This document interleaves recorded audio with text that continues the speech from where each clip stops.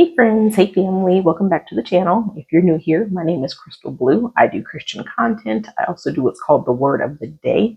I also have videos and shorts of me and my family having fun together. I also have inspirational shorts and quotes, and I also have running fitness shorts. So if you like what you see and hear, don't forget to like and subscribe, but most of all, don't forget to share. For those of you returning, happy Wednesday, happy hump day, and we're going to be going into a new year. So happy New Year's Eve to everyone.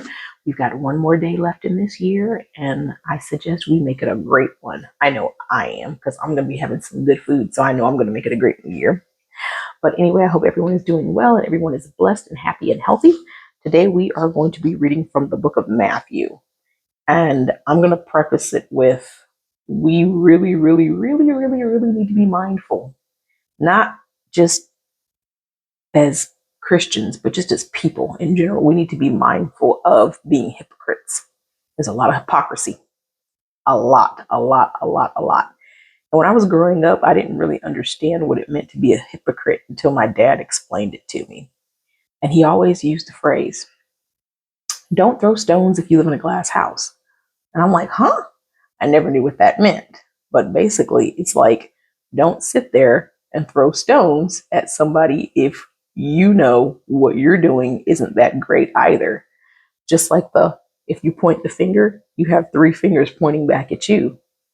So basically, don't sit here and try to blame or scrutinize or say if somebody's doing something wrong when you're doing it behind closed doors as well. It's because you're being a hypocrite.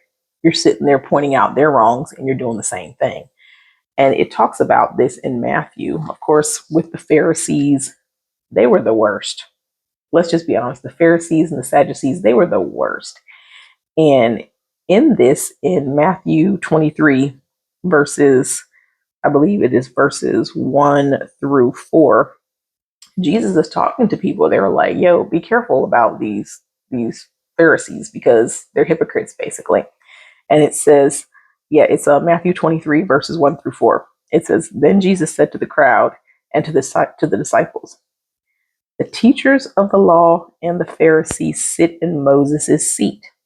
So you must be careful to do everything they tell you, but do not do what they do, for they do not practice what they preach.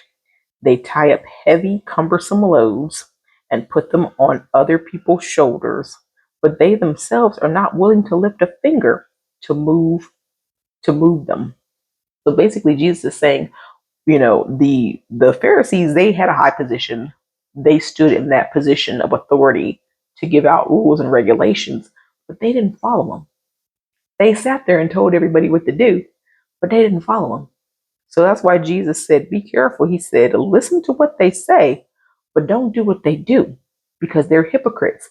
They're telling you guys, this is what you should do, this is what you should not do, but then they're turning around and doing what they just told you not to do. That's why he was like, listen to what they say, not what they do. As Christians, we really need to be mindful of how hypocritical we can be. I think just as human beings, not even as Christians, as human beings, we can be super hypocritical of other Christians. But we have to remember, none of us is perfect, because if we were, we wouldn't be here. We wouldn't. We would not be here. If we were all perfect, then none of us would be here. I wouldn't be sitting here talking to you. It'd be a whole different story. But because we are, as I've said 1,000 times, in a broken and fallen world, we mess up, we make mistakes. That's just how we are. We're human. We are imperfect beings. But what we need to be mindful of is giving grace, because we mess up, other people mess up. But one thing, if you're sitting there pointing the finger and talking junk and saying somebody's doing something, and then you're turning and turn around doing the same thing, that doesn't make you any better. Like, who are you? So I want to challenge you, not just for today, but going into 2026, to be mindful of being hypocritical of others, because I know that I do it too. I think it's a natural human instinct to do it, but let's catch ourselves. Let's catch ourselves. And instead of pointing the finger and throwing stones, how about we stop ourselves? As a matter of fact, say a prayer, ask God, say, Lord, if you see me doing this, stop me. I have done that several times. I have prayed and asked God, hey, if you see me slipping into something, stop me. I said, do whatever you have to do. And it's worked. I had asked God to stop me from saying certain things. I said, make me choke, make me cough, make me do something to stop or convict me in some way. And He's done it. He has totally done it. So ask Him. Say, Lord, convict me. Convict me on the spot if you see that I'm doing X, Y, Z. So I want to challenge you guys to kind of look into yourselves for 2026. Be mindful. You see something that's wrong and you want to point it out, doing it in a loving and kind manner. But please don't sit there and act like you're better than somebody and point your finger when you know you mess up too, because that just doesn't make any sense. Nobody is better than anybody else.